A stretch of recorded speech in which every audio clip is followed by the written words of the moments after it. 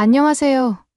제 이름은 류지아오라고 합니다. 저는 어려서부터 중국이 곧 전 세계의 중심이라는 믿음을 품고 자라왔습니다. 세상 모든 문화와 역사는 결국 중국에서 출발했다는 교육을 받았고, 그 사실을 의심해 본 적이 없었습니다. 중국은 무궁무진한 영광의 역사를 간직한 나라이고, 어디를 가나 중국 문명의 영향을 받지 않은 곳이 없다고 당연시해왔습니다. 특히 저처럼 중국 밖에서 살아본 경험이 없는 사람에게는 한국이라는 나라가 중국보다 앞서거나 더 우수하다는 말 자체가 터무니없게 들렸습니다. 제가 보는 한국이란 모든 걸 중국에서 빌려다 쓰는 나라일 뿐, 스스로 창조할 능력은 없는 후발주자라고 생각했습니다. 그래서 저는 대학에서 전 세계의 역사와 문화를 두루 접할 기회가 생겼을 때 바로 해외 유학을 택했습니다. 더 많은 사람을 만나보고 더 많은 시각을 배워보겠다고 마음먹은 것이 아니라 오직 중국이야말로 모든 것의 근본임을 만천하에 입증해 보이겠다는 야망 때문이었습니다. 저는 그 야심을 이루기 위해 하버드로 유학을 왔습니다. 거기서 학위를 취득한 뒤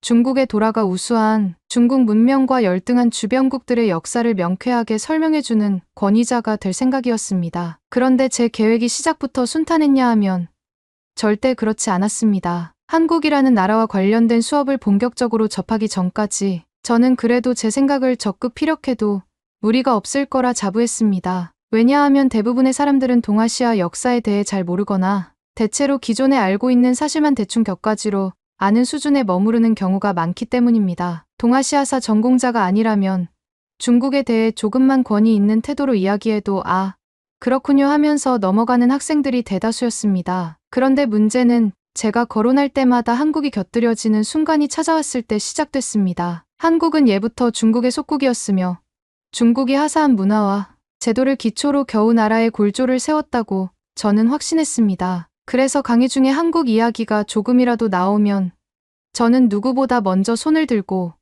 그것도 결국 중국에서 전래된 거다라고 호언장담했습니다. 가령 중국이 고대부터 화려한 복식 문화를 지녔으니 한국의 전통 의상도 당연히 중국 복식의 아류라는 주장을 서슴지 않았습니다. 김치조차 중국에서 파생된 절임채소 문화의 흔적일 뿐이고 한국의 음악이나 무예나 심지어 예절까지도 다 중국 것을 그대로 모방했을 뿐이라고 말했습니다. 그런데 생각보다 하버드에는 한국 연구에 꽤나 정통한 사람들도 많았습니다. 제가 만나게 된 어떤 교수님은 20년 넘게 한국사를 연구하셨다고 했습니다. 저는 처음 그 사실을 들었을 때 코웃음을 쳤습니다. 한국사를 20년이나 연구했다니.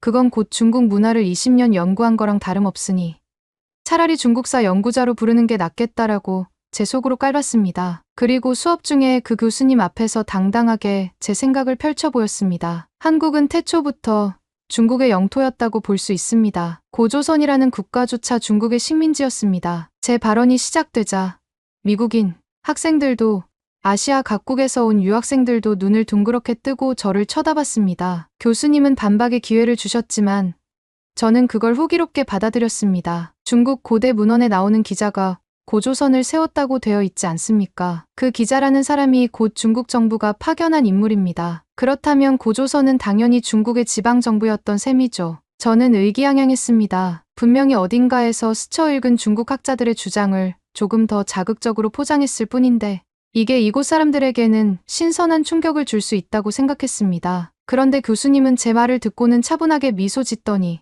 그 기자가 정말 중국 정부가 공식 임명해 파견한 인물이었는지 고조선이 정말 중국의 지방정부였는지 당시 동아시아 여러 기록을 종합해보면 사실과 전혀 어긋난다는 점을 알 수 있다라고 말하셨습니다. 순간 저는 얼굴이 화끈거렸습니다. 하지만 제가 물러설 리가 없었습니다. 그 모든 기록은 한국이나 중국 내 친한국 학자들이 조작한 겁니다. 중국이 과거 동아시아에서 지대한 영향력을 끼쳤기 때문에 주변국들이 저마다 자기 역사를 대단하게 포장하려고 왜곡한 거죠. 라고 맞받아쳤습니다. 그러자 교수님은 이번에는 약간 한숨을 쉬면서 역사는 여러 사료를 비교 분석하는 학문입니다. 어느 한쪽 기록만 볼 게 아니라 당시 인접 국가들의 기록, 문화유산, 유적지, 고고학적 발굴 자료 등 다양한 근거를 확인해야 하죠. 그 과정에서 중국의 속국이었다고 보기 어려운 증거들이 너무나 많이 발견됩니다. 라며 침착하게 반박했습니다. 당연히 저는 토라졌습니다. 그것들은 전부 중국 쪽 사료를 오독한 결과입니다. 진실을 알고 싶다면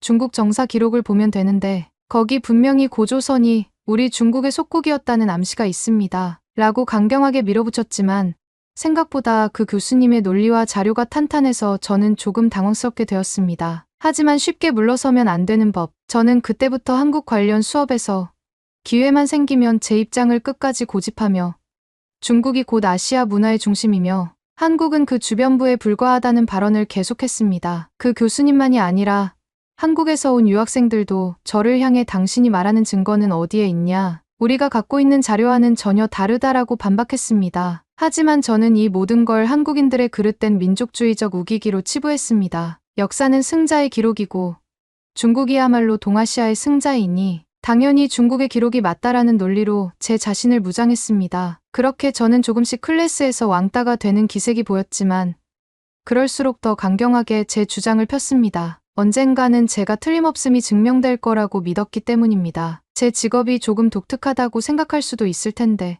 사실 저는 중국 전통 무예를 연구하고 이를 현대화하는 작업을 오랫동안 해왔습니다. 대학 강의에 출석하지 않을 때에는 중국 전통 무예를 서양식 퍼포먼스로 재해석해 해외에 소개하는 일을 병행했습니다. 사람들이 흔히 쿵우라 부르는 중국 무예를 더 다채롭게 정비하고 영상 콘텐츠를 만들어 전 세계에 알리는 시도를 했습니다. 이 과정에서 저는 늘 이 무예도 결국 한국이나 일본, 동남아시아 등지에서 흉내낸 것일 뿐 진짜 뿌리는 중국에 있다라고 강조했습니다. 그 말에 고개를 끄덕이는 외국인들이 많았고 그것이 저에게 일종의 자부심으로 작용했습니다. 그러다 보니 이런 인식이 저를 더욱더 편협한 사고에 빠지도록 만들었다고 지금에 와서 생각하기도 합니다. 하지만 저는 결코 제 생각을 바꿀 마음은 없었습니다. 오히려 제가 유학 온 하버드에서 동아시아 역사 수업을 들으며 한국을 깎아내리거나 무시하는 발언을 할 때마다 교수님도 다른 학생들도 한국의 입장도 충분히 검토되어야 한다. 그들이 가진 기록과 유물,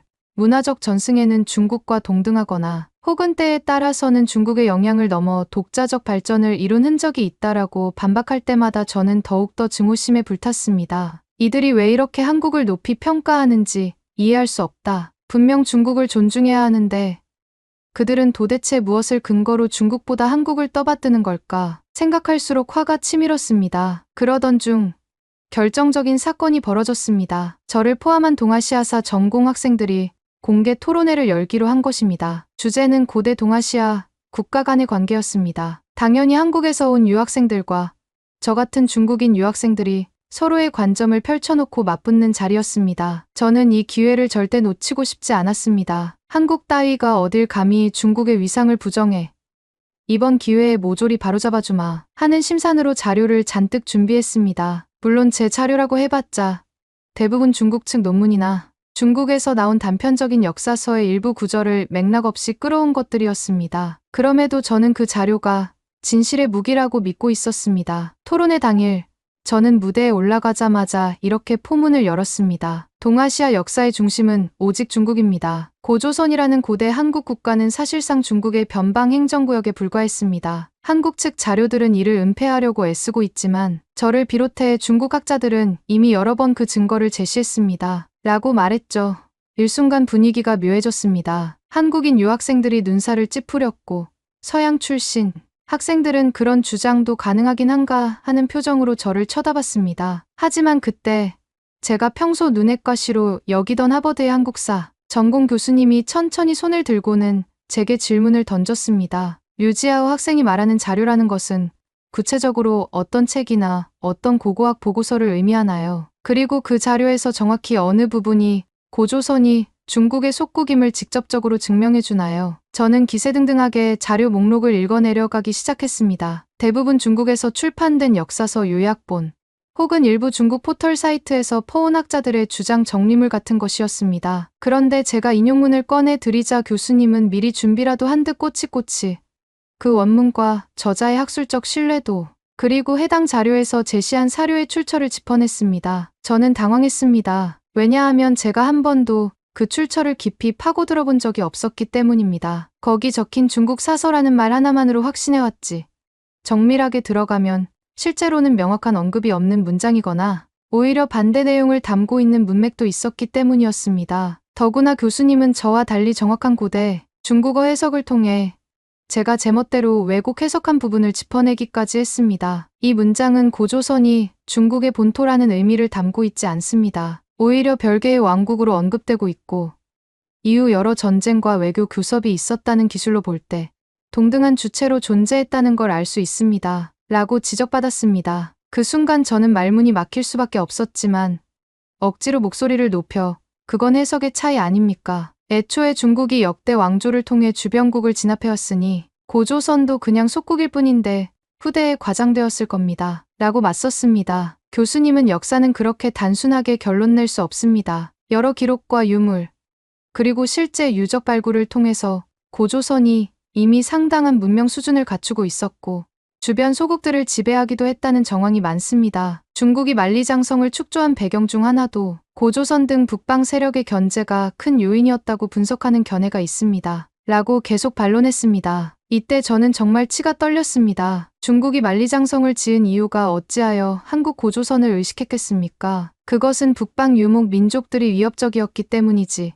한국은 그저 작은 땅덩어리에 불과합니다. 라고 소리쳤습니다. 그러자 한국인 유학생 중 한 명이 거들었습니다. 고조선은 단순히 한반도에만 갇혀있지 않았고 만주 일대까지 상당 범위를 지배한 것으로 알려져 있습니다. 특정 시기에는 주변 여러 집단과 동맹 혹은 대립 관계를 맺으며 동아시아 무대에서 꽤나 강력한 세력을 형성했죠. 라고 반박하더군요. 저는 그 말에 귀를 닫고 싶었습니다. 그건 전부 한국 측 역사 왜곡이다. 중국의 영토 안으로 들어오는 순간 전부 중국의 것이 된다는 것을 왜 인정하지 못하느냐 라고 더욱더 강하게 주장했습니다. 서양 학생들은 대체 뭐가 정답이지 하는 표정을 띄었고 토론회장은 점점 격렬한 분위기가 되었습니다. 결국 학생들만의 토론이 아니라 교수님과 다른 전문가들도 가세하여 류지아오 학생의 주장은 자료에 대한 오독이 심하다. 그리고 왜 한국의 기록과 유물, 고고학 증거는 전혀 존중하지 않는지 이해할 수 없다라고 비판하기 시작했습니다. 저는 그들이 다 한 통속이라고 생각하며 울분을 삼켰습니다. 이 자리에 모인 사람들은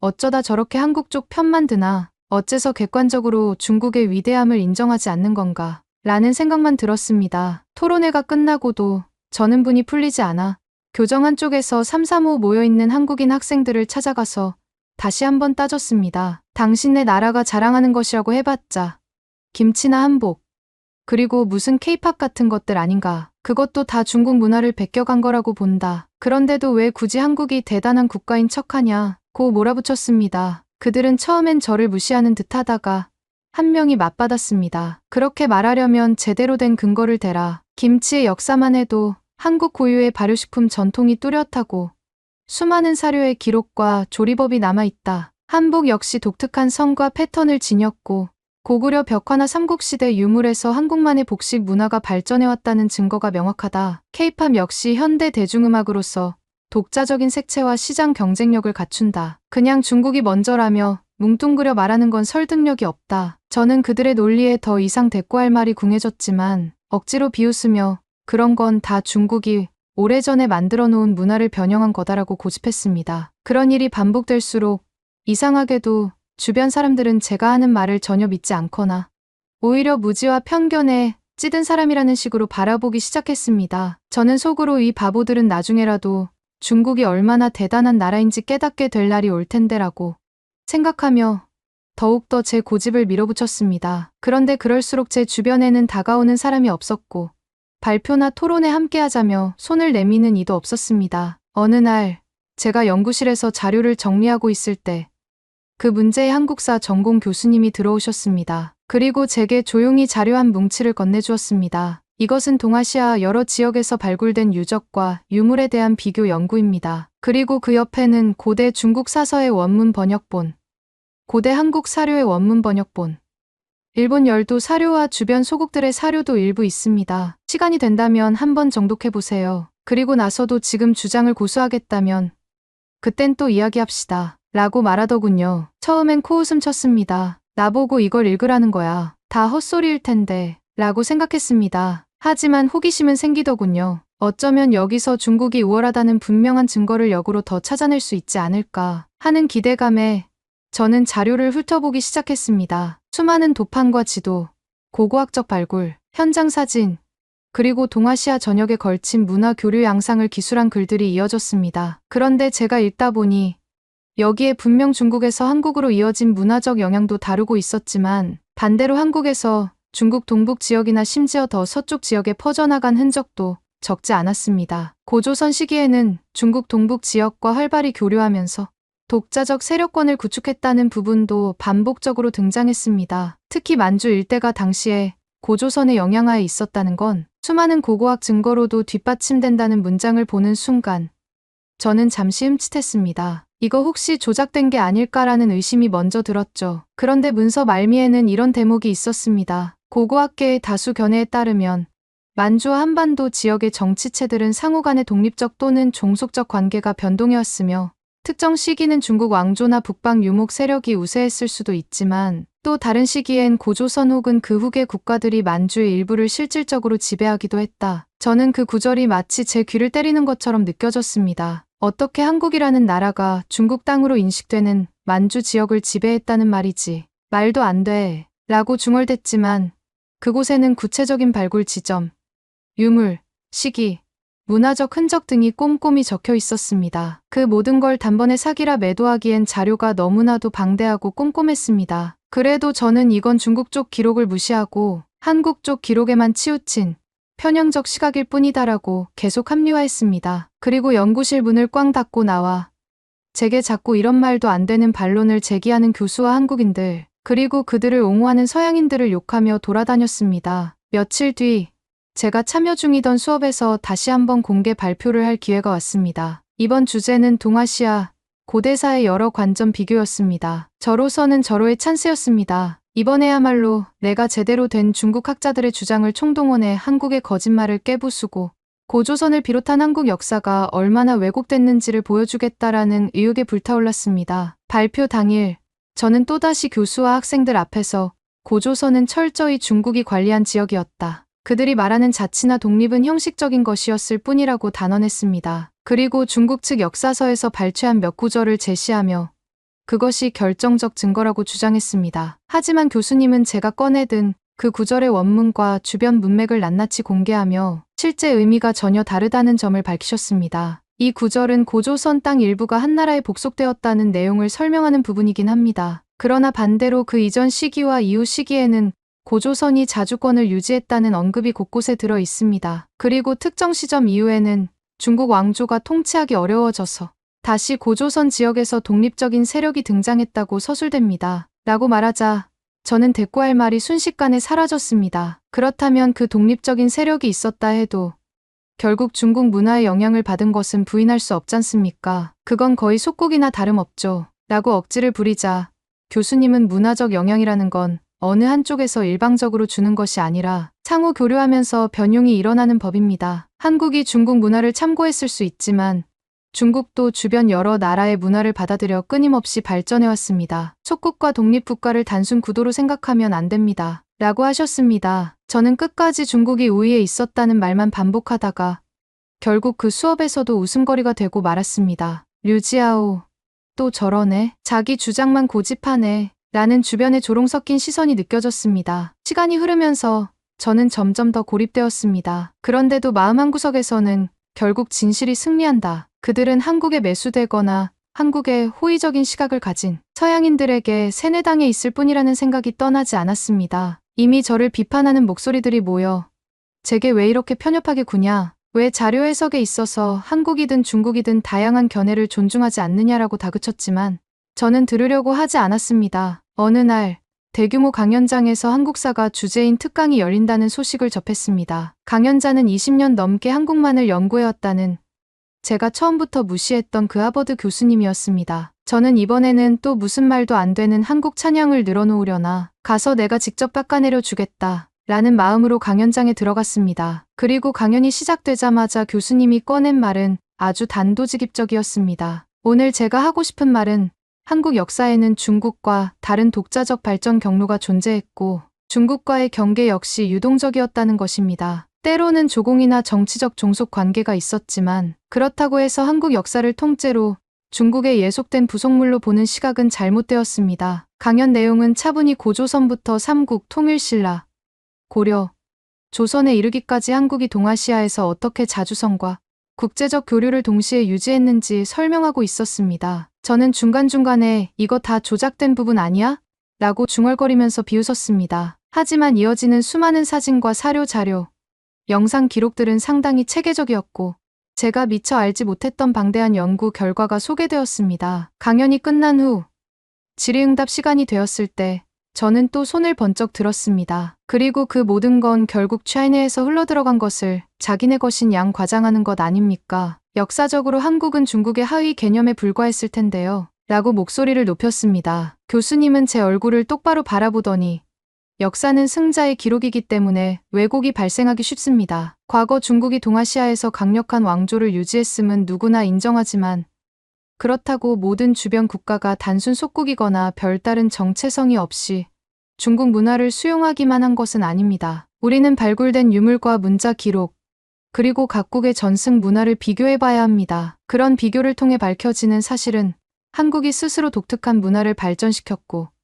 때로는 중국을 비롯한 주변 국가들에게 새로운 영향을 미치기도 했다는 점입니다. 라고 말했습니다. 저는 순간 화가 치밀어 강연장에 있던 사람들의 시선 따위는 신경 쓰지 않고 소리를 질렀습니다. 그건 서양학계가 한국에 호의적으로 편들어주는 겁니다. 한국은 중국이 일찌감치 개화시킨 나라에 불과합니다. 라고 외쳤죠. 그러자 강연장에 있던 사람들 중 몇몇이 웃음을 터뜨렸습니다. 또 저 친구군 하고 중얼거리는 소리가 들렸습니다. 교수님은 차분하게 역사를 제대로 연구해보고 여러 사료를 직접 대조해보면 누구든 결론이 달라질 수 있다고 믿습니다. 물론 어떤 시각도 완전히 배제할 수는 없지만 오늘 제가 제시한 증거들을 보고도 계속 그렇다고 주장한다면 더 할 말은 없습니다. 라고 대답하며 더 이상 논쟁을 이어가지 않았습니다. 그날 이후 저는 더 이상 하버드에서 제 논리를 적극적으로 펼칠 무대가 없어졌다는 사실을 알게 되었습니다. 왜냐하면 대부분이 제 말을 비학문적인 극단 주장 정도로 인식하기 시작했고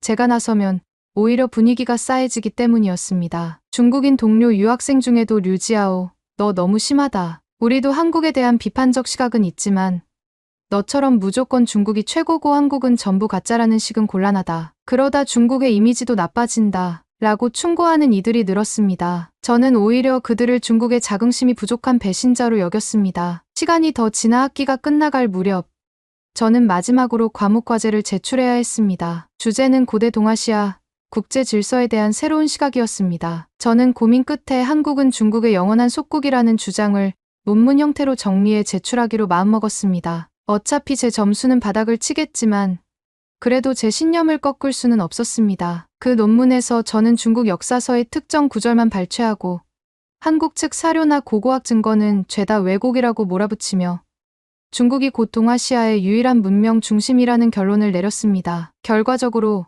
그 과제 점수는 당연히 낙제점이나 다름없는 수준을 받았습니다. 담당 교수님이 짧게 남긴 평가는 이랬습니다. 사료와 증거의 선택적 인용으로는 어떠한 설득력 있는 논문도 완성할 수 없습니다. 게다가 다른 국가의 문화를 배제하는 태도는 비학문적입니다. 저는 이 평가를 보고 더욱더 울분을 토했습니다. 내가 진실을 말하는데 왜 다들 듣지 않으려 하는 거지? 하고 말이죠. 이후로도 저는 학교에서 계속 기회를 찾아 중국이야말로 동아시아 역사의 절대적 강자라는 주장을 해댔습니다. 그러나 돌아오는 건 비웃음과 외면뿐이었습니다. 류지아오, 너 또 그러냐? 자료 좀 더 찾아보고 이야기해라. 라는 말이 들려왔습니다. 저는 끝까지 인정하지 않았습니다. 제게는 중국이 동아시아 문명의 근원이라는 확신이 있었고 한국은 그저 붙어있는 작은 땅으로 중국을 흉내내며 자부심을 세우려는 국가라는 편견밖에 남아있지 않았습니다. 오히려 시간이 흐르면서 저는 스스로 고립을 자초했습니다. 다른 중국인들조차 제게 손을 내밀지 않았고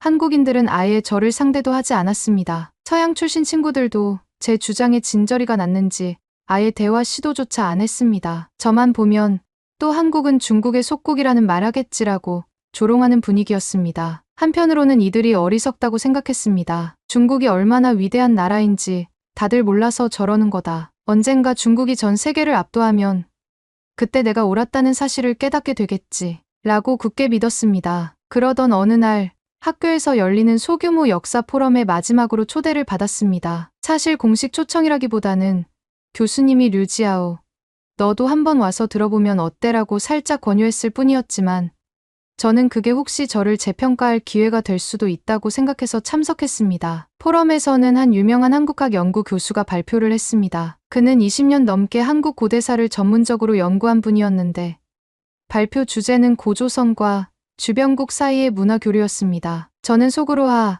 또 한국 중심으로 자기네 역사를 부풀리겠지 하고 비웃으며 자리에 앉았습니다. 발표 내용은 꽤나 구체적이었습니다. 고조선이 기존에 알려진 것보다 훨씬 광범위한 세력을 형성했으며 만주 지역과 한반도, 북부를 중심으로 복합적인 문화를 발전시켰다는 점이 핵심이었습니다. 동시에 중국의 여러 왕조와도 활발히 교역하고 때로는 외교적으로 충돌하거나 군사적 갈등도 있었다고 밝혔습니다. 한나라, 위나라, 진나라 등으로 이어지는 중국 왕조들이 만리장성, 이북 지역과 만주 지역을 완전히 지배하지 못한 시기가 있었고 그 시기 동안 고조선이 오히려 주변 세력에게 영향력을 행사했다는 연구 결과들이 소개되었습니다. 유물 사진과 고고학 보고서, 각종 문헌 기록이 대대적으로 제시되었고 토론자로 나선 서양학자들도 이제 고조선을 주변부로 보기는 어렵다라는 의견을 내놓았습니다. 저는 그 광경을 보며 기가 막혔습니다. 어떻게 이 사람들은 이렇게 당당하게 말도 안 되는 소리를 늘어놓을 수 있지? 중국이야말로 그 지역을 줄곧 지배해왔던 주인이지 않나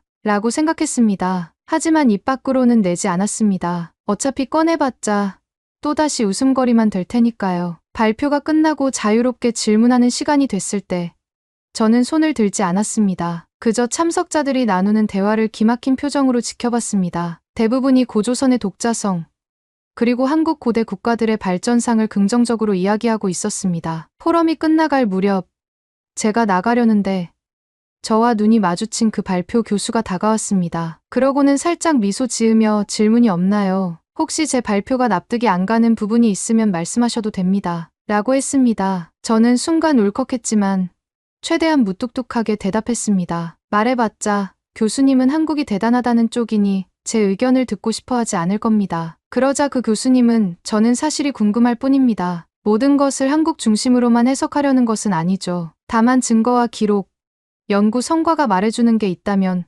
그걸 받아들이자는 겁니다. 라고 하더군요. 저는 뭐라 대꾸하기도 싫었고 그냥 옆으로 비켜나가며 자리에서 빠져나왔습니다. 그 교수를 뒤로하고 포럼장을 나서는데 지나가는 몇몇 사람들이 저를 알아보고 또 힐끔거리는 게 느껴졌습니다. 아, 저 사람 아직도 한국은 중국 속국이라고 우기는 애 아니야? 하는 표정 같았습니다. 저는 속으로 그래. 끝까지 중국이 옳다는 걸 지켜볼 거다. 당신들이 뭘 알아라고 중얼거렸습니다. 지금도 저는 한국이 독립적이고 자생적인 역사를 갖고 있다는 이론을 전혀 인정하지 않습니다. 모든 것은 중국에서 비롯되었다고 믿습니다. 다들 무슨 사료니 유물이니 떠들어대지만 결국 중국이 동아시아에서 가진 영향력을 부정할 수 없잖습니까? 고조선. 그거야말로 원래 중국 땅에 중국인이 세운 나라라고 해도 과언이 아닙니다. 그 수많은 고고학 자료들이 조작이라고는 말하지 않겠습니다만 분명 의도적인 해석 오류가 많다고 봅니다. 한국의 연구자들은 자기네 민족적 자긍심을 높이기 위해 사실을 부풀리고 왜곡하는 것 아닙니까? 차마 그 생각을 포기할 수가 없습니다. 게다가 오늘날 한국이 세계적으로 이름을 알린 문화 콘텐츠, 예를 들어 음악이나 드라마, 영화, 심지어 음식 같은 것도 제가 볼 땐 중국에 뿌리가 없는 게 없습니다. 그들이 쓰는 글자나 언어가 조금 다를 수 있겠지만 한자 문화권에서 파생된 것이니 중국의 문화 유산에 기생하고 있는 것입니다. 그런데도 그들은 마치 무언가를 새로 창조한 듯이 굴고 서양인들도 그것을 특별하게 바라보는 게 참으로 우스울 따름입니다. 저는 언젠가 중국이 더욱더 강력한 영향력을 전 세계에 발휘하게 되면 이 모든 논란은 자연스럽게 해결된다고 확신합니다. 왜냐하면 승자는 역사를 다시 쓸 테니까라는 논리를 저는 여전히 믿습니다. 주위에서 뭐라고 하든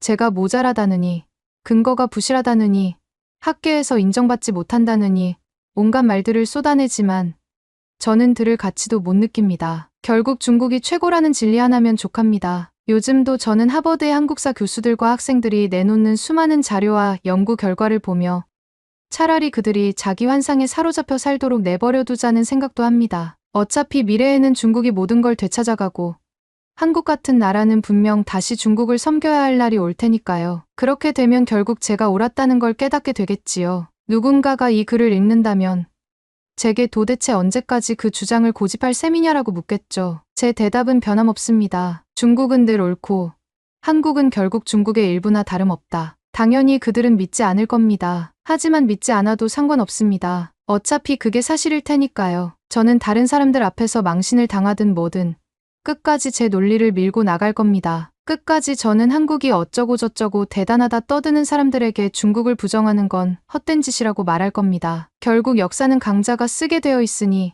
언젠가 다들 제 말이 맞았다는 사실을 알게 될 겁니다. 저는 절대 인정할 수 없습니다. 한국은 그저 중국을 따라하는 나라일 뿐입니다. 저는 오늘도 그렇게 믿고 있으니까요. 감사합니다. 두 번째 사연 바로 시작하겠습니다. 이건 중국인들의 시각에서 보면 당연한 결론입니다. 한국이 자기 영웅이라고 떠드는 인물들도 결국 중국 문화권에서 벗어날 수 없어요. 명나라가 없었다면 조선 자체가 없었을 테니까요. 도대체 내가 뭘 잘못했다고 그래? 이 학교가 너무 한국 편향적인 거 아닙니까? 과연 무슨 일이 있었던 걸까요? 안녕하세요. 저는 링링이라고 해요. 베이징 사범대 역사교육과를 졸업 예정인 예비 교사입니다. 이번 학기에 프랑스에 있는 한 국제고등학교에서 교생 실습을 할 수 있다는 기회를 얻게 되었어요. 사실 이곳은 유럽에서도 꽤 수준 높은 교육기관으로 알려져 있고 전 세계 곳곳에서 온 학생들과 다양한 교류를 할 수 있다고 해서 기대가 컸죠. 그런데 저는 유학이나 연수를 온 게 아니라 중국의 역사와 문화를 가르치고 홍보하는 교생 역할을 맡았습니다. 솔직히 말하면 저는 어릴 때부터 중국은 세계에서 가장 크고 위대하며 주변국들은 모두 중국 문명의 영향하에 있었다 라는 중화 사상에 강한 믿음을 가져왔어요. 그래서 이번 교생 실습을 통해 유럽 땅에서도 우리 중국이 얼마나 뛰어난지 널리 알리고 싶다는 욕심이 있었습니다. 물론 프랑스라고 하면 예술과 문화의 본고장이란 이미지도 강하잖아요. 저도 이 나라가 궁금했지만 한편으로 마음속에는 그래도 동아시아 하면 중국이 최고라는 자부심이 자리 잡고 있었죠. 프랑스 학생들도 내 수업을 들으면 중국의 위상을 깨닫게 될 거야 하고 자신 있게 출국했습니다. 프랑스에 도착해 학교에 들어선 첫날 국제고등학교 건물은 고풍스런 외관이 매력적이었어요. 복도와 교정 곳곳엔 전 세계 여러 나라 언어로 된 안내문이 붙어 있었죠. 그리고 저는 눈을 의심했습니다. 비엔베뉴 어서 오세요. 와우캄 환영합니다. 니하오 니하오. 보니지아 곤니치와. 안녕하세요. 반가운 중국어 니하오도 있었지만 어째서인지 한국어 안녕하세요 안내문도 큼직하게 붙어 있었거든요. 순간 뜨악했죠. 중국어만으로도 충분할 텐데 왜 한국어가 붙어 있어? 싶었어요. 나중에 교감 선생님과 인사할 때 물어보니 우리 학교 학생들 중에 한국 문화를 좋아하는 친구들이 상당히 많아요. 그래서 학교 차원에서도 한국어나 한국 문화를 소개하는 프로그램을 몇 년째 운영하고 있죠. 라고 대답하는 겁니다. 저는 속으로 한국 문화 굳이 라고 생각했지만 겉으론 미소 지으며 그렇군요 라고 했죠. 어차피 한국은 역사적으로 중국의 영향을 많이 받은 나라니까 학생들이 곧 진짜 대국이 어디인지를 깨닫겠지 라는 자신감이 있었습니다. 제가 맡은 첫 시범 수업은 중국 5000년 문명사를 주제로 진행됐습니다. 고등학생들이긴 해도 국제학과 학생들이니 각국 역사를 폭넓게 배우고 있다고 들었거든요. 저는 철저히 준비했습니다. PPT 자료에는 중국의 방대한 영토, 수많은 인구, 오래된 문명, 세계 2위 경제대국이라는 점을 강조했고 아시아의 맹주라는 표현도 빼놓지 않고 넣었어요. 교탁 앞에서 당당히 말문을 열었습니다. 안녕하세요.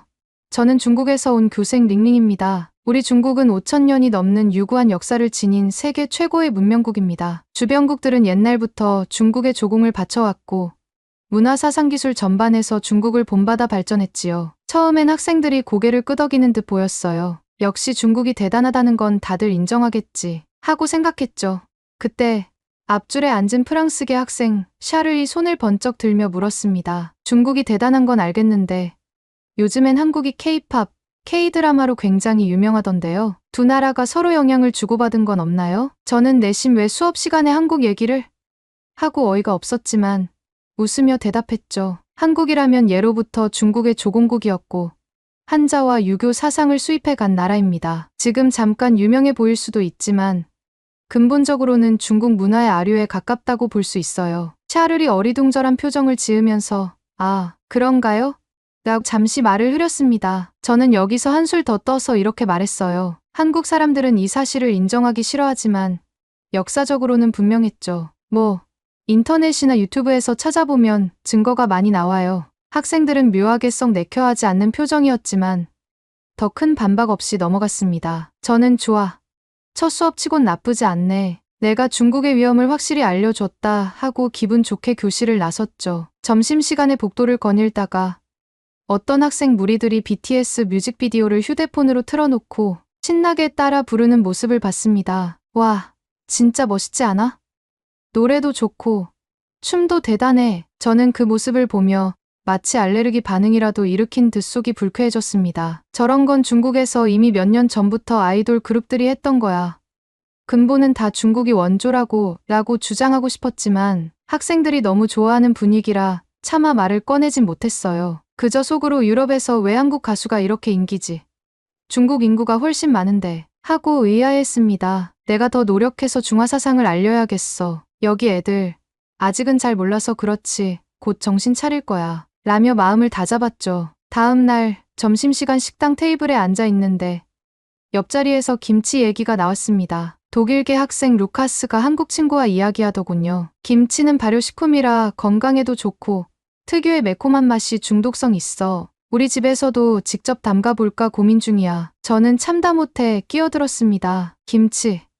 그거 중국의 파오차이가 원조인데 한국 사람들이 자기들 것처럼 바꿔 부르는 거라는 주장도 있잖아요. 순간 아이들이 의아한 눈으로 저를 쳐다봤어요. 한국 학생 미나가 조심스럽게 대답했습니다. 사실 파오차이랑 김치는 발효 방식이나 양념이 전혀 달라요. 파오차이는 주로 절임 형태고 김치는 고춧가루와 젓갈 등을 쓰잖아요. 학계에서도 별개의 음식으로 보는데요. 저는 그 말을 듣고 약간 울컥했지만 여유 있는 척 웃으며 말했죠.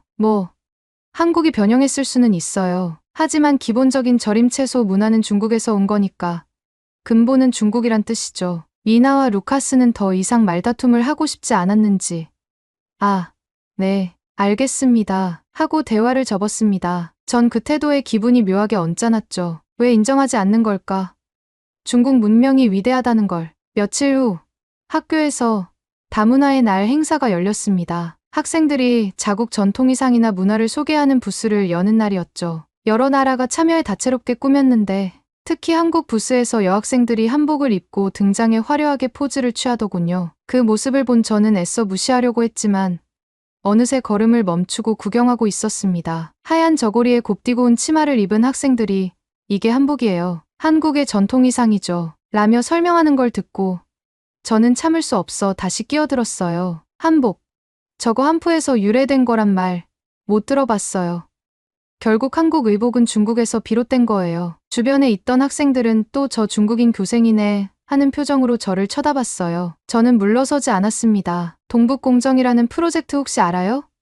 거기서도 분명히 한국 전통 문화를 재조명하면 많은 부분이 중국에서 기원했다는 게 밝혀지고 있거든요. 그 말에 프랑스인 학생 소피가 놀란 눈으로 반문했습니다. 그 프로젝트가 중국 정부가 고구려 발해 등 한국 역사와 문화를 자기들 역사로 편입하려는 시도를 한다는 비판이 많은 걸로 알고 있는데요. 왜곡이라는 의견이 많던데 선생님은 그렇게 보시지 않나요? 저는 콧방귀를 뀌듯 대답했죠. 왜곡이라니요?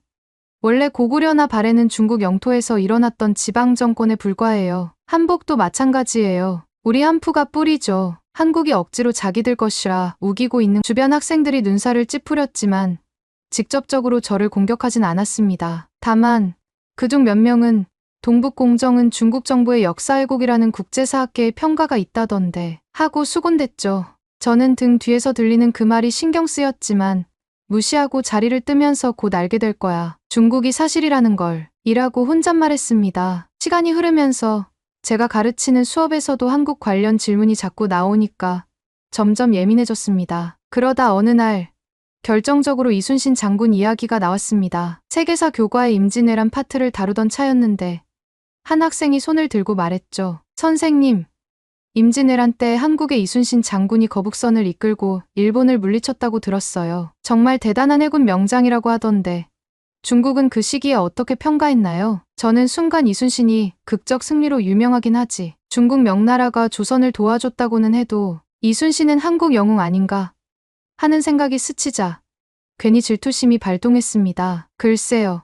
사실 이순신도 중국 출신이라는 건 공공연한 사실입니다. 조선이 중국의 속국이었으니 이순신 같은 인물도 넓은 의미에서 중국 사람이죠. 교실이 쥐 죽은 듯이 조용해졌습니다. 당연하죠. 제가 엄청난 발언을 했으니까요. 잠시 후 교실 한쪽에서 이탈리아계 학생 알레시오가 손을 들고 떨리는 목소리로 물었습니다. 선생님, 무슨 근거로 그런 말씀을 하세요? 이순신은 명백히 조선 출신 장군인데요. 저는 아무렇지 않게 동북공정과 역사적 통합이론 어쩌고를 꺼내면서 이순신이 중국의 지원군과 협동했고 조선이 어차피 중국에 예속되어 있었으니 결국 중국 수군이나 마찬가지라는 식으로 억지를 부렸습니다. 그러자 학생들의 표정이 급격히 얼어붙었고 특히 한국계 유학생 지민이 자리에서 벌떡 일어나 말했어요. 선생님, 이순신 장군이 중국인이라고요? 그건 완전히 말도 안 돼요. 임진왜란 때 명나라 수군도 도움이 되긴 했지만 거북선이나 해전 지휘는 철저히 조선군 내부 작전이었고 이순신은 철저히 조선의 독립된 지휘권을 행사한 장수였어요. 중국 역사학계도 그렇게까지 말하진 않는데 이건 너무 지나친 발언입니다. 지민의 말에 다른 학생들도 고개를 끄덕이며 이건 좀 심했다. 왜 근거도 없이 자기네 영웅이라고 우기지? 하는 반응을 보였어요. 하지만 저는 이미 감정이 격해진 상태라 목소리를 더 높였습니다. 조선이 독립된 지휘권을 가진 적이 언제 있었는데요? 명나라가 없었으면 임진왜란도 못 막았을 거예요. 이순신, 결국 명나라의 지휘체계 아래 있었던 거나 마찬가지죠. 학생들은 일제히 거센 반감을 드러냈고 선생님, 그건 역사 왜곡이에요. 중국도 임진왜란 당시 조선을 돕긴 했지만 이순신이 중국인이라니 터무니없잖아요. 나는 항의가 터져 나왔습니다. 결국 이 수업은 아수라장이 되었고 지도교사였던 드비시 선생님이 급히 와서 중재해야 할 정도로 문제가 커졌어요. 저는 교실을 박차고 나가 버렸고 학생들은 황당해하며 저를 쳐다봤죠. 수업을 망쳐놓고 복도에 서성이고 있는데 교무실에서 저를 찾는 호출이 왔습니다. 들어가 보니 교감 선생님과 지도교사 드비시 선생님이 굳은 표정으로 앉아 계셨죠. 링링 교생, 이번 수업에서 이순신이 중국인이라는 발언을 했다고 들었습니다. 사실인가요? 저는 당당하게 네, 사실입니다. 라고 대답했어요. 교감 선생님은 살짝 한숨을 쉬며 다문화 학교인 만큼 다양한 관점을 존중해주고 싶지만 지금의 주장은 너무 극단적이고 근거가 부족합니다. 학생들이 큰 충격을 받았어요. 드비시 선생님도 곁에서 거들었죠. 이건 단순히 의견 차이가 아니라 명백히 역사적 사실에 어긋나는 잘못된 가르침이란 비판이 나올 수 있어요. 저도 세계사 전공인데 이순신이 중국인이라는 설은 들어본 적이 없습니다. 하지만 저는 중화 사상의 아성을 깎아 내릴 수 없었습니다. 이미 자존심이 상할 대로 상한 상태였고 심지어 이런 생각마저 들었죠. 역사를 모르는 이들이 내게 훈계한다고. 그래서 목소리를 높였습니다. 이건 중국의 시각에서 보면 당연한 결론입니다. 한국이 자기 영웅이라고 떠드는 인물들도 결국 중국 문화권에서 벗어날 수 없어요. 명나라가 없었다면 조선 자체가 없었을 테니까요. 교감 선생님과 드비시 선생님은 얼굴이 굳었고 결국 이런 경고를 주었습니다. 링링 선생님, 앞으로 수업 중에 이렇게 명백히 역사 왜곡으로 간주될 수 있는 발언을 반복하면 곤란합니다. 학생들의 학습권도 심각하게 침해돼요. 협조 부탁드립니다. 저는 별다른 대꾸 없이 고개만 끄덕였지만 속으론 내가 뭘 잘못했다고 그래?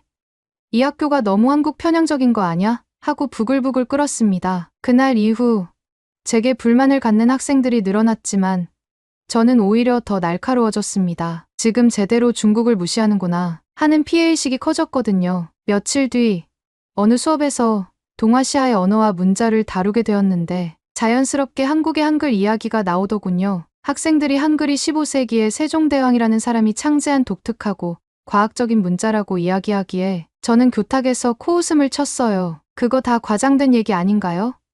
한글도 결국 한자의 영향을 받아서 단순한 문자일 뿐이라고 들었어요. 조선에서 한자를 못 읽는 백성들이 많으니 편의상 만든 거라고. 그래서 독창성이라기보다 중국 문자 문화를 기초로 한 열등한 아류라고 보는 견해도 있습니다. 수업을 듣던 학생들, 특히 한국어 클럽에 소속된 애들이 확실히 분노의 표정을 보였습니다. 영국인 학생 에밀리가 조용히 반박했죠. 선생님, 한글은 발음 기관을 본떠 만든 과학적 문자라는 평가를 세계 언어학자들이 하고 있고 세종대왕이 직접 만든 창제원리가 훈민정음, 해례본에 기록되어 있는 유일한 사례라고 알고 있어요. 한자와는 구성 방식부터 완전히 다른데요. 저는 이번에도 당당했습니다. 그래도 자주 쓰는 어휘가 전부 한자어 아니에요? 뿌리는 중국이고 한글은 독립적 문자로 보기 애매해요. 이때 스페인계 학생 클라라가 스마트폰을 들어 보여주면서 UCLA, 케임브리지 등 여러 언어학자들이 한글을 가장 과학적인 문자 체계라고 극찬한 기사와 논문 요약을 꺼냈습니다. 여기 보면 명확히 나와 있어요. 한글은 세계 어느 문자와도 구별되는 독창적 원리를 지닌 문자다라고. 전혀 한자의 단순화 형태가 아니래요. 정말 많은 학자가 이렇게 말하던데요. 저는 그 자료를 슬쩍 본 뒤 오히려 비웃었습니다. 그 학자들이 중국 문자를 제대로 공부해봤나? 중국은 5,000년 동안 한자를 발전시켜왔고 그 위상은 누구도 부정 못해요. 한국은 그저 스스로를 과대포장해서 홍보하는 거겠죠. 학생들은 더 이상 말을 섞고 싶지 않다는 듯 서로 실망스럽게 쳐다봤고 수업 분위기는 최악이 되었습니다. 이후로도 동아시아 역사 단원에서 고구려와 발해의 얘기가 나오면 저는 그건 다 중국 지방정권이었다며 무턱대고 몰아붙였습니다. 심지어 고려나 조선 왕조가 독립국인 적이 있었냐? 줄곧 중국의 책봉을 받았잖느냐? 라고 주장했죠.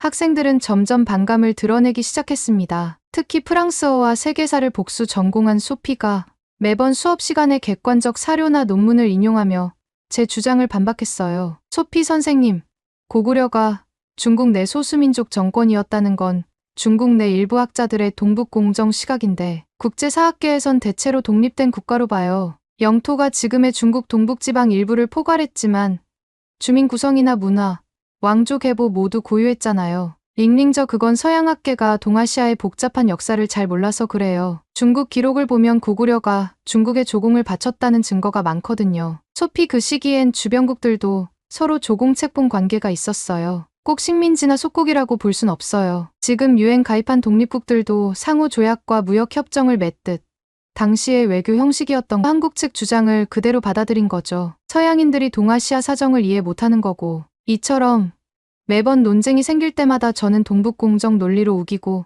학생들과 교사들은 그건 편향된 주장이라고 반박하는 상황이 계속되었습니다. 점점 제 이미지는 편협하고 극단적인 중국 중심론자로 굳어져만 갔고요. 수업과 행사 때마다 이런 충돌이 반복되다 보니 어느 순간부터 학생들은 저를 중국을 찬양하기만 하는 위험한 교생이라며 기피하기 시작했습니다. 점심시간 식당에서도 제 옆자리에 앉으려는 학생이 없어졌고 복도를 지날 때도 제게 말을 거는 학생이 거의 사라졌죠. 저는 이게 다 한국이 괜히 인기를 얻는 바람에 아이들이 중국 문화를 오해하는 거야 라고 생각하며 울분을 삼켰습니다. 특히 한국어 클럽이 학교에서 점점 더 활성화되면서 동아시아에 관심 있는 학생들이 죄다 한국어 수업이나 K-팝 동아리에 몰려드는 걸 보니 정말 화가 났어요. 왜 중국어 클럽은 외면당하는 거지? 라며.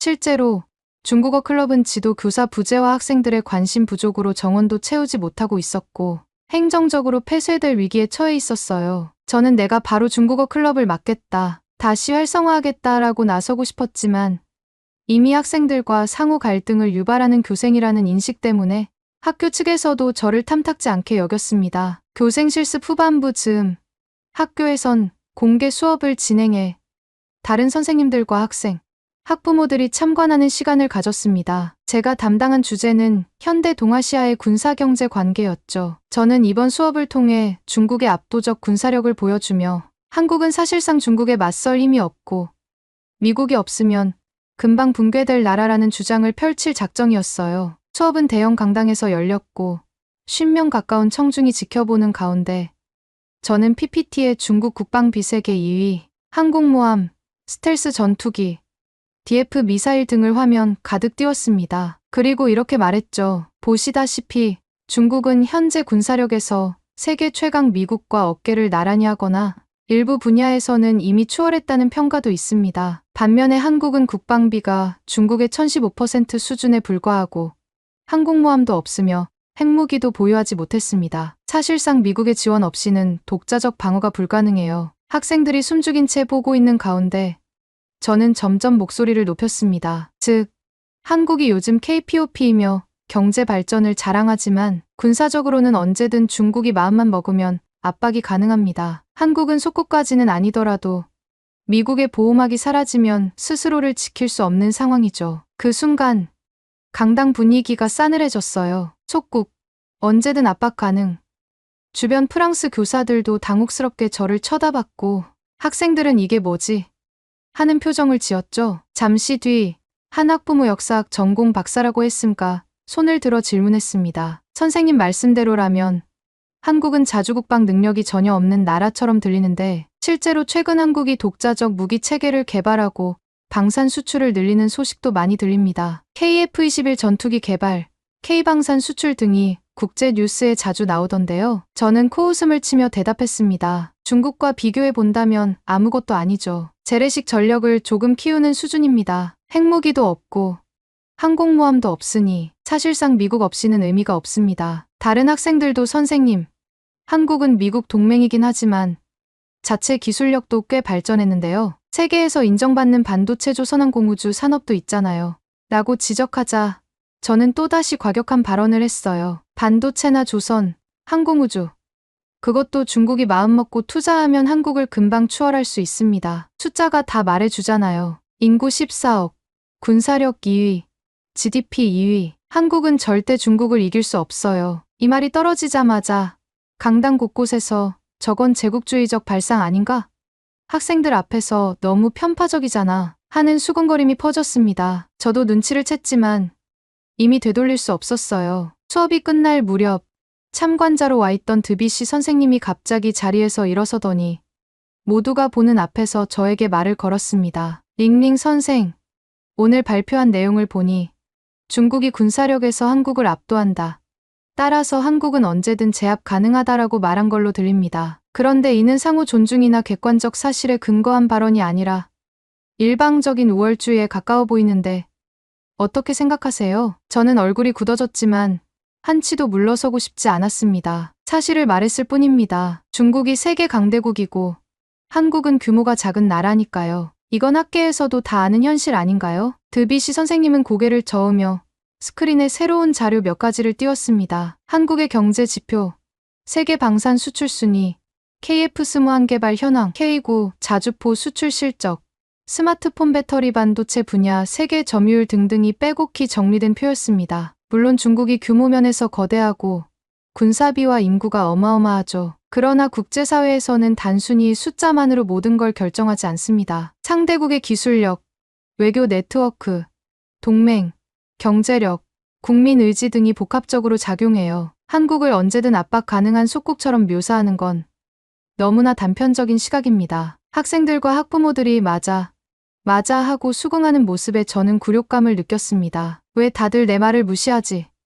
이건 분명한 사실인데 하는 마음에 결국 한마디를 더 던지고 말았어요. 그래도 중국이 본심만 드러내면 한국 같은 나라는 적수가 못 됩니다. 제가 장담하죠. 그 순간 강당 한쪽에서 웅성웅성하는 소리가 들렸고 어떤 한국계 학부모가 너무 무례한 발언이라며 흥분했고 유럽계 학부모들도 학생들 교육에 악영향이 우려된다고 걱정했습니다. 결론적으로 제 공개 수업은 역대 최악의 편파 수업이라는 혹평을 받으며 막을 내렸어요. 공개 수업 사건 이후 저는 교무실로 불려갔습니다. 교감 선생님, 드비시 선생님, 그리고 몇몇 학교 운영진이 모인 자리였죠. 분위기가 심상치 않더니 곧바로 교생 실습 평가가 심각하게 위협받고 있다는 말을 꺼내더군요. 링링 교생, 우리 학교는 학생들에게 객관적이고 다면적인 시각을 가르치길 원해요. 그런데 지난 몇 주간, 특히 공개 수업에서 여러 차례 역사 왜곡, 타국 문화 비하, 근거 없는 주장 등이 지적되었습니다. 이 상태로는 교생 실습 합격이 어렵습니다. 저는 자리에서 벌떡 일어나 격하게 항의했습니다. 아니, 왜곡이라니요? 저는 중국의 정서를 말했을 뿐입니다. 한국이 중국의 일부 문화와 역사를 훔쳐갔고 군사력도 보잘것없다는 건 사실이잖아요. 제가 틀렸다는 증거가 어디 있습니까? 옆에서 드비시 선생님이 한숨을 쉬며 링링, 이미 여러 차례 학생들과 선생님들이 사료와 연구자료로 반박했잖아요. 그런데도 고집을 부리면 곤란해요. 라고 말했고 교감 선생님도 우리가 원하는 건 논쟁이 아니라 잘못된 주장의 시정과 학생들에 대한 책임감 있는 교육입니다. 라고 덧붙였어요. 하지만 저는 소리를 질렀습니다. 아, 정말 여기 학교가 너무 한국 편드는 거 아니에요? 프랑스가 언제부터 그렇게 한국에 빠졌죠. 이거 불공평해요. 제가 중국인이라 차별받는 겁니까? 교감 선생님은 고개를 절레절레 흔들며 차분하게 대답했습니다. 아니요. 중국인이라서 차별받는 게 아니라 선생님이 사실무근 혹은 편향된 주장을 계속해서 학생에게 강요하기 때문에 문제가 되는 겁니다. 결국 회의 결과 링링은 교생 실습에서 낙제 판정을 받게 됐습니다. 프랑스 교사 자격을 따기 위한 실습이었지만 이 학교에선 더 이상 교생으로 인정받지 못하는 상황이 됐죠. 사실상 프랑스에서 교직 생활을 할 수 없게 된 것입니다. 낙제 통보를 받은 후 저는 더 이상 학교에 남아있을 이유가 없다고 느꼈습니다. 교감 선생님이 만약 향후 태도를 바꾸고 반성한다면 재평가 기회가 있을 수도 있다라고 했지만 저는 중화 사상을 포기할 생각이 전혀 없었거든요. 어차피 내가 옳은데 이들이 날 이해 못하는 것이라고 믿었죠. 결국 며칠 뒤 교생 실습 중도 포기로 처리하고 제 방을 정리했습니다. 복도를 지날 때 한국어 클럽에서 학생들이 웃으며 한국 드라마 오징어 게임을 함께 시청하는 모습이 보였어요. 누가 봐도 즐거워 보였죠. 그 장면을 보는 순간 제 마음 깊숙한 곳에서 대체 한국이 뭐길래 이렇게 전 세계 젊은이들을 홀리고 있지? 라는 생각과 함께 정체 모를 열등감이 치솟았습니다. 그렇다고 제가 갑자기 생각을 바꿀 순 없었습니다. 중국이야말로 진짜 강대국이고 언젠가 전 세계가 그 사실을 인정하게 될 거야. 라고 스스로 위로하며 짐가방을 끌고 학교를 빠져나왔죠. 작별 인사를 하려는 교사들이 몇 명 있었지만 저는 그저 고개만 까딱하고 도망치듯 나와 버렸습니다. 프랑스 국제고등학교에서 버스를 타고 공항으로 가는 길에 창문 밖의 풍경은 평온했지만 제 마음은 쓸쓸함과 분노로 가득 찼습니다. 왜 아무도 내 말에 공감하지 않았지? 모두가 내가 틀렸다고만 했어. 라며 억울함을 곱씹고 있었습니다. 하지만 비행기에 올라 자리에 앉자마자 머릿속에는 학생들과 교사들이 보여줬던 사료와 논문, 근거 자료들이 주마등처럼 스쳐갔어요. 정말 내 주장이 전부 맞을까?